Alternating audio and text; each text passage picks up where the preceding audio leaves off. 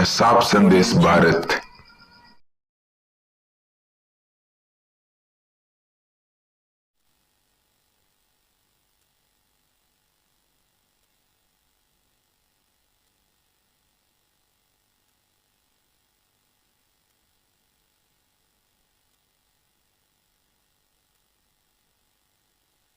हाँ सर, हम लोग केवल इस दिन के लिए ही पूरे वर्ष पर्यंत हम मेहनत करते हैं। और ये आपने बिल्कुल ठीक कहा कि अगर मैं कोरोना काल से पहले का जो रिज़ल्ट यानी कि 2020 के रिज़ल्ट की अगर बात करूं, तब जो एग्रीकल्चर अगर संकाय की मैं अगर बात करूं तो उसके अंदर बिंदु पुत्री श्री देवीलाल जी, उस बच्ची ने 93.80 अंक हासिल कर संपूर्ण भादरा तहसील में प्रथम स्थान प्राप्त किया था। और इस बार भी अगर मैं एग्रीकल्चर स्ट्रीम की अगर बात करूं तो इस बार भी हमारी बच्ची पूनम जो है उसने 91.60 अंक हासिल कर भादरा के अंदर टॉप किया है। यानी कि एग्रीकल्चर में हम कोरोना से पहले भी टॉपर थे और आज भी हम टॉपर हैं। और अगर कॉमर्स स्ट्रीम की अगर मैं बात करूं तो 2020 के अंदर पूनम नाम की ही जो बच्ची थी और पुत्री श्री सुरेश कुमार सेरडा गांव से, उस बच्चे ने 94.20 अंक हासिल कर संपूर्ण जिला स्तर के ऊपर प्रथम स्थान प्राप्त किया था। और इस बार भी अगर मैं कॉमर्स स्ट्रीम की अगर मैं बात करूं तो इस बार भी हम हनुमानगढ़ जिले में द्वितीय स्थान पर हैं। हमारी जो बच्ची है चंचल पुत्री श्री प्रदीप जी मईपाल, उस बच्ची ने 91.80 अंक हासिल किए हैं और हनुमानगढ़ जिले के अंदर द्वितीय स्थान प्राप्त किया है। और अगर मैं आर्ट स्ट्रीम की बात करूं तो इस बार हमारी जो बच्ची है जो उस बच्ची ने 97.20 अंक हासिल कर हनुमानगढ़ ज़िले के अंदर तीसरा स्थान प्राप्त किया है। जी जी। अच्छा, इस वर्ष जो आपका 12वीं का रिजल्ट आया है उसमें अलग अलग वर्ग में 90% से अधिक वाले बच्चों का अगर आप नाम बता सकें तो हमारे दर्शक भी जानना चाहेंगे और क्षेत्र के लोग भी देखें आपके स्कूल का रिजल्ट जो है और कितनी गुणवत्ता आपके स्कूल में पढ़ाई की शिक्षा की होती है, इसके बारे में भी जानें, कुछ बताएं। 90% से अधिक वाले बच्चे, मैं आपको पूरा विवरण रिजल्ट का देना चाहूँगा। सबसे पहले हम अगर आर्ट स्ट्रीम की अगर बात करें तो आर्ट स्ट्रीम का जो हमारा टॉपर है पूजा पुत्री श्री सीताराम, इस बच्ची ने 97.20 अंक हासिल किए हैं और हनुमानगढ़ के अंदर तीसरा स्थान प्राप्त किया है। आर्ट स्ट्रीम में कुल हमारे पास 46 बच्चे थे, 46 स्टूडेंट्स थे और उनमें से 90 से ऊपर 8 बच्चे रहे हैं। हाँ, तो 8 बच्चे रहे हैं और इसके अलावा 85 से ऊपर 13 बच्चे रहे हैं और 80% से ऊपर 22 बच्चे रहे हैं और 60% से ऊपर 44 हैं। तो आप इस रिज़ल्ट से आप अंदाज़ा लगा सकते हो कि हर दूसरा बच्चा है वो 80% से ऊपर गया है। तो ये आर्ट स्ट्रीम की बात हुई। अब अगर मैं साइंस स्ट्रीम की अगर बात करूं तो साइंस स्ट्रीम में हमारे पास कुल 99 बच्चे थे, 99 बच्चे थे, उनमें से 11 बच्चों ने 90% से ऊपर अंक हासिल किए हैं और जो टॉपर है हमारा साइंस स्ट्रीम का वो 93.20 का रहा है। और 90 से ऊपर 11 बच्चे हैं, इसका मतलब हर 9वां बच्चा 90% से ऊपर गया है। और अगर 85 से ऊपर की मैं अगर बात करूं तो हमारे कुल 31 बच्चे ऐसे हैं 99 में से जिन्होंने 85 से ऊपर अंक हासिल किए हैं। और 80% से अगर ऊपर की मैं बात करूं तो 54 स्टूडेंट ऐसे हैं जिन्होंने 80% से ऊपर अंक प्राप्त किए हैं। यानी कि साइंस स्ट्रीम में भी आप ये कह सकते हैं कि हर दूसरा बच्चा 80% से ऊपर गया है। और कुल 98 बच्चों ने 60% से ऊपर अंक हासिल किए 99 में से, और कुल परीक्षा परिणाम है वो 100% रहा है। और अब अगर मैं कॉमर्स स्ट्रीम की अगर मैं बात करूं तो कॉमर्स स्ट्रीम के अंदर भी जो 91.80 अंक हासिल हमारे इस गुड़िया ने किए हैं, ये चंचल पुत्री श्री प्रदीप कुमार, और इसने जिला स्तर पर तीसरा स्थान प्राप्त किया है। और कॉमर्स स्ट्रीम में कुल हमारे पास 19 बच्चे थे, उनमें से 90 से ऊपर 1 बच्चा रहा है और 85 से ऊपर 7 बच्चे हैं और 80 से ऊपर 9 बच्चे हैं। यानी कि कॉमर्स स्ट्रीम के अंदर भी आप ये कह सकते हो कि हर दूसरा बच्चा 80% से ऊपर गया है और कुल परीक्षा परिणाम है वो 100% रहा है। और अगर मैं एग्रीकल्चर की अगर बात करूं तो एग्रीकल्चर के अंदर भी 91.60 अंक हासिल किए हैं पूनम पुत्री श्री राजेश कुमार, और इसने भादरा शहर को टॉप किया है। तो आप देख सकते हैं कि चारों जो संकाय हैं उनके अंदर अगर आप टॉपर के हिसाब से देखेंगे तो LB स्कूल ने बाजी मारी है। और अगर ओवरऑल परीक्षा परिणाम की भी अगर आप बात करोगे तो उसमें भी LB स्कूल ने बाजी मारी है। निश्चित रूप से जयदीप जी, आपने जो आंकड़े बताए हैं उन आंकड़ों के अनुसार आपकी शिक्षण संस्थान का स्तर जो है वो दर्शक देख रहे होंगे, समझ रहे होंगे। मैं दर्शकों को जयदीप जी ये भी बताना चाहूँगा क्योंकि 1982 में जब इस संस्था की स्थापना हुई थी करीब 40 वर्ष पहले, तब आपके पिता श्री कालूराम जी गोस्वामी एक बहुत शानदार मैनेजमेंट के लिए भी जाने जाते थे, अनुशासन अनुशासन उनका सबसे सशक्त पहलू था इस LBS शिक्षण संस्थान का। तो उस समय धनराज जी भी बादरा में थे और एक प्रकार से कंपटीशन था। जयदीप जी, आप भी संभवतः उस समय बच्चे होंगे, छोटे होंगे, तो आप फिर उसके बाद में कैसे आपने मैनेज सीखा? और अब जब कालूराम जी बहुत कम समय देते होंगे यहाँ स्कूल में, और ऐसे में जयदीप जी आपने पूरा का पूरा मैनेज संभाल रखा है और इतना शानदार रिजल्ट भी आ रहा है, तो कैसे मैनेज करते हैं और कहाँ से आपने इसको सीखा? अपने पिता से ही सीखा, उनका ही अनुसरण कर रहे हैं, या कहीं और से भी इस मैनेजमेंट का आपने गुर लिया है? सभी दर्शकों को मैं बताना चाहूँगा कि मेरी एजुकेशन जो स्कूलिंग है वो इसी स्कूल से रही है। और यहाँ जब स्कूल में पढ़ते थे तब जो पापा जी हैं और जो अन्य जो टीचर्स थे उनको हमने देखा और उनसे ही हम लोगों ने सीखा है। और आज भी जो मेरा ये प्रयास रहता है कि मैं अपने पापा के पद चिन्हों पर चलता रहूं और अनुशासन के पीछे हमेशा वो लगे रहते थे। एक स्कूल के अंदर अनुशासन है वो सर्वोपरि उन्होंने हमेशा रखा और उन्हीं के पद चिन्हों पर मैं चल रहा हूं। तो और आज भी उनके मार्गदर्शन में ही हम लोग काम कर रहे हैं और मार्गदर्शन उन्हीं का रहता है। अच्छा जयदीप जी, क्योंकि आज हमारी मुलाकात हो रही है तो हम कालूराम जी से भी जानते हैं, क्योंकि उन्होंने अब जो बादरा विकास परिषद का कार्यभार संभाला है, उनके वो अध्यक्ष भी है। तो समाज सेवा वो कर रहे हैं, क्योंकि समाज सेवा से वो पहले भी जुड़े हुए थे, लेकिन व्यक्तित्व से हम जानना ये चाह रहे थे, दर्शकों को भी बताना ये चाह रहे थे, उनके व्यक्तित्व से अलग ये अनुशासन उनका स्कूल में होता था और बच्चे अनुशासन सीखकर जो है एक सफल जीवन जीने के लिए जो है एक तैयार होते थे। उसके विपरीत वो समाज सेवा में उतनी ज़बरदस्त कामयाब है, पूरे बादरा में उनकी चर्चा भी है। तो इसके ऊपर आपको अपने पिता पर कितना गर्व होता होगा और कितना आप अपने पिता को अपना आदर्श मानते हैं? मेरे आदर्श मेरे पिताजी हैं और पिछले 40 वर्षों से वो शिक्षा क्षेत्र में उन्होंने अपनी सेवाएं दी है और अभी भी दे रहे हैं। और अब उनकी थोड़ी सी जो रुचि है वो सामाजिक कार्यों में बड़ी है और इसी के तहत वो भारत विकास परिषद बादरा जो तहसील इकाई है इसके अध्यक्ष हैं और इसके तत्वाधान के अंदर वो समाज सेवा का कार्य निरंतर कर रहे हैं। और ये मुझे इस चीज़ का गर्व है कि भी वो समाज सेवा में भी अपनी भागीदारी लगातार दे रहे हैं। अच्छा जयदीप जी, एक चीज़ मैं जानना चाहूँगा, क्योंकि शिक्षा से वर्तमान के रिजल्ट पर भी बात हुई, आपके पिताजी से भी बात हुई, आपके पिताजी पर भी बात हुई और जिस प्रकार से स्कूल की गतिविधियों को अभी आपने एक नया आयाम दिया उस पर भी बात हुई। कोरोना काल बीता है जयदीप जी पिछले 2 वर्षों से, और कोरोना काल इस प्रकार भयावह था कि पूरी दुनिया इससे भयभीत हुई और दुनिया का हर देश कोरोना से प्रभावित हुआ और भारत भी इससे अछूता नहीं है और स्कूल इससे सबसे ज़्यादा प्रभावित हुए।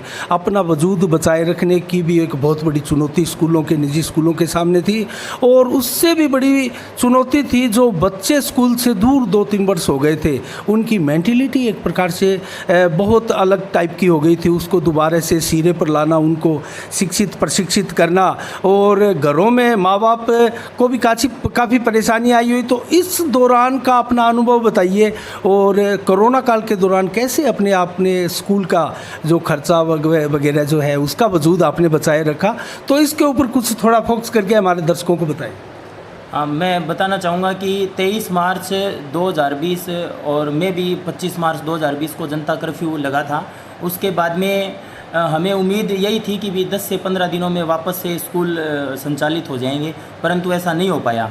तो जैसे ही 10 से 15 दिन बीते उसके बाद में हम लोगों को बच्चों की पढ़ाई को लेकर के जो चिंता हुई, उसके बाद में हमारी जो मैनेजमेंट की मीटिंग हुई उसके बाद में हमने निर्णय लिया कि क्यों ना बच्चों को एक ऑनलाइन प्लेटफॉर्म दिया जाए। तो मैं आपको बताना चाहूँगा कि इस पूरी बादरा तहसील का LBS पहला स्कूल था जो सबसे पहले ऑनलाइन कार्यक्रम जिसने संचालित किया। और तब के अगर आप न्यूज़पेपर्स देखेंगे उनके अंदर भी हमारी ये न्यूज़ भी आई थी कि भी इस तहसील बादरा तहसील के अंदर सर्वप्रथम ऑनलाइन जो क्लासेज हैं वो LBS स्कूल ने प्रारंभ कर दी थी। तो ऑनलाइन क्लासेज हमारा जो ऐप था वो गूगल प्ले स्टोर से बच्चों को हम डाउनलोड करवाते थे और उसके ज़रिए हम लोग ऑनलाइन बच्चों की पढ़ाई है वो हमने जारी रखी। तो ऑनलाइन पढ़ाई से बच्चों को फ़ायदा भी हुआ है और उस ऑनलाइन पढ़ाई की बदौलत ही हम लोगों का जो स्कूल का जो भी खर्च होता है वो हम लोग कहीं ना कहीं उसकी भरपाई कर पाए। और अभिभावकों के और सभी शिक्षकों के सभी के सहयोग से जो वो मुश्किल समय है उसमें हमने एक दूसरे का सहयोग करके वो मुश्किल समय हमने जैसे तैसे है वो निकाला था। चलो, आपने बहुत अच्छी बात बताई, अपना अनुभव कोरोना काल के दौरान था वो हमसे बांटा।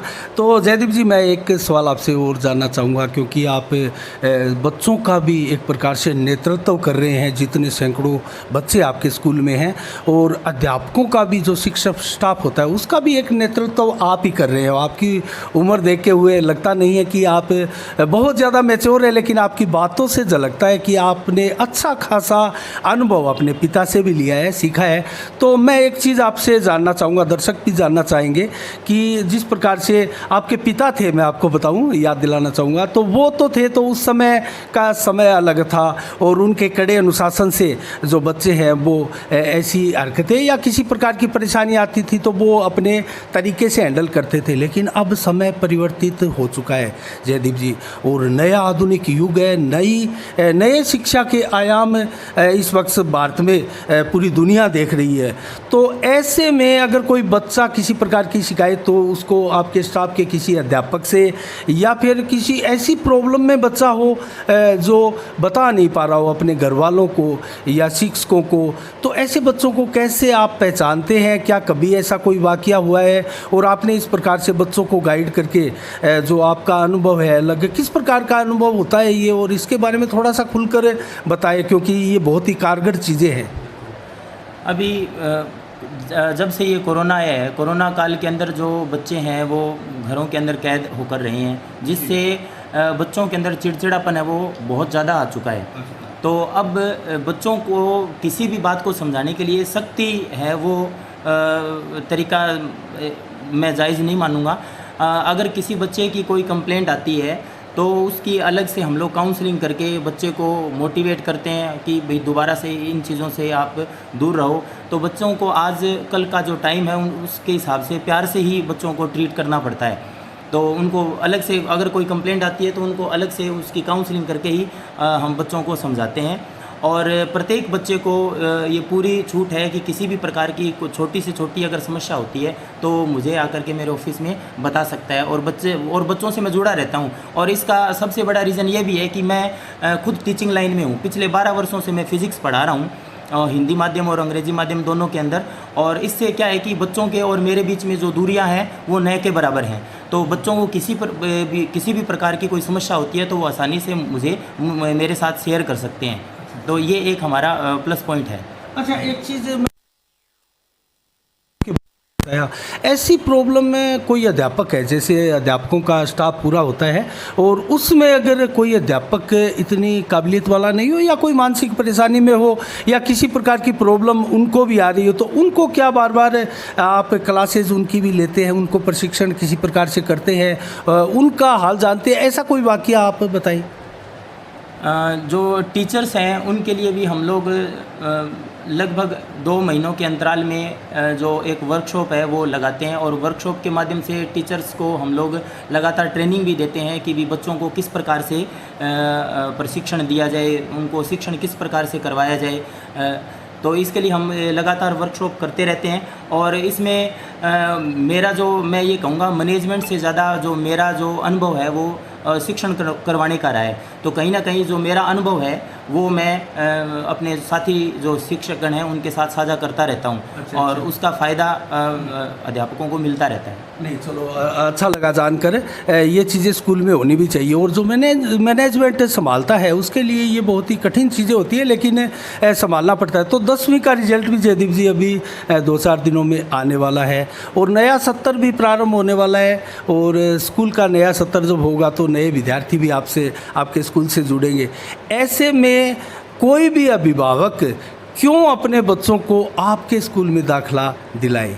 तो इसके लिए क्या काबिलियत आपके पास है, और क्यों मतलब डिज़र्व करते हैं आप इसके लिए कि अपने ज़्यादा से ज़्यादा बच्चे अभिभावक जो है वो आपके स्कूल में लेके आए? सर, आपने ये बहुत अच्छा प्रश्न पूछा है, क्योंकि आज प्रत्येक अभिभावक के सामने ये सबसे बड़ी चुनौती है कि अपने बच्चों के लिए स्कूल का चुनाव है वो किस आधार पर करें।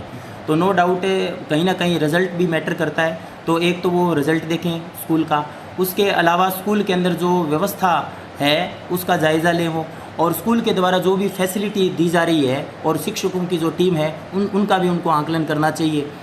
तो मैं आजकल का जो ये प्रतियोगी जो दौर चल रहा है जिसमें कंपटीशन है वो बहुत भारी है, बहुत भारी कंपटीशन का दौर है ये।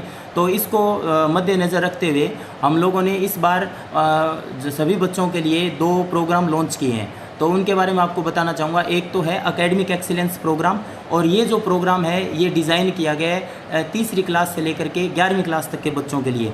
और इस प्रोग्राम का उद्देश्य ये है कि भी बच्चों को स्कूली स्तर से ही सरकारी जो नौकरी होती है या गवर्नमेंट जॉब्स के लिए बच्चों को की मानसिकता स्कूली स्तर से ही हम लोग तैयार करने का कार्य इस प्रोग्राम के माध्यम से करेंगे।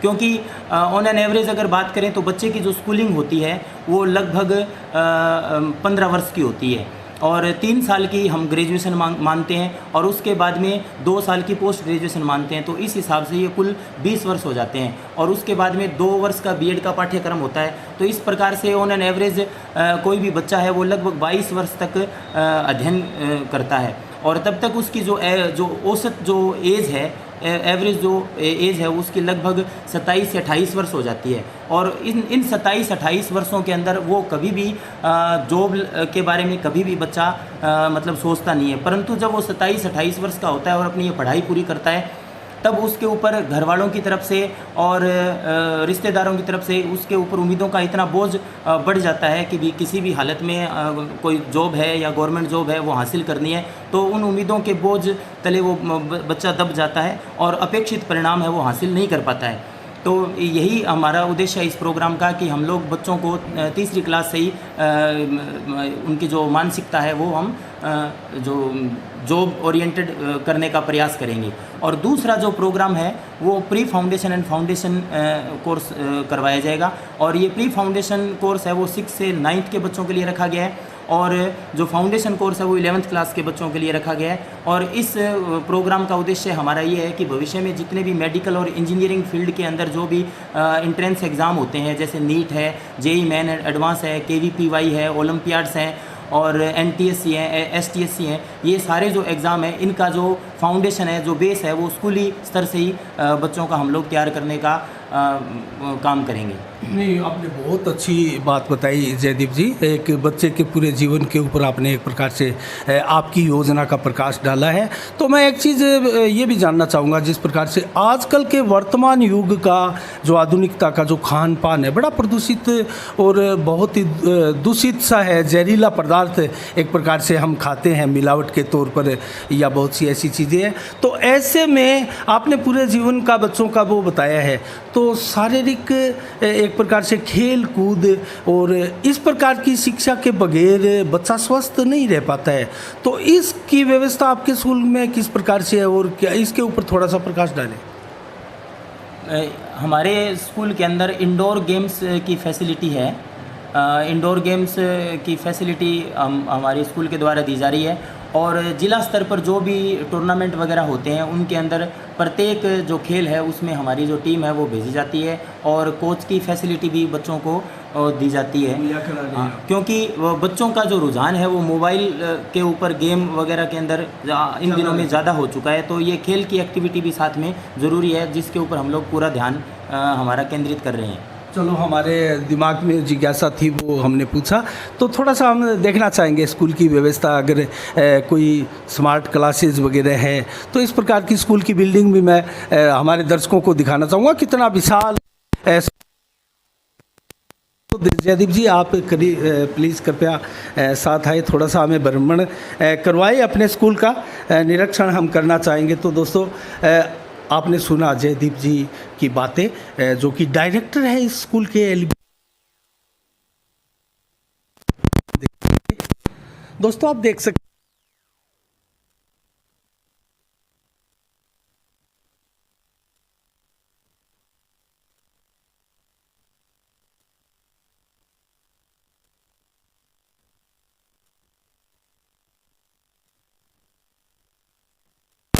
दिन है दोस्तों, तो हम छुट्टी के दिन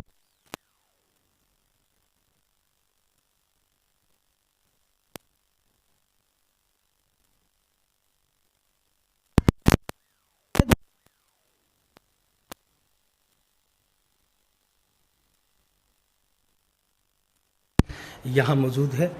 तो दोस्तों ये है बच्चों के लिए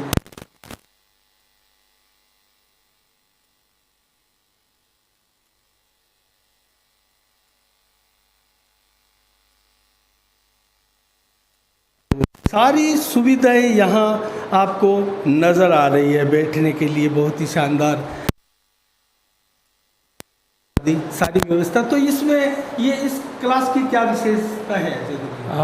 अनिल जी, मैं बताना चाहूँगा, ये एक्टिविटी रूम है।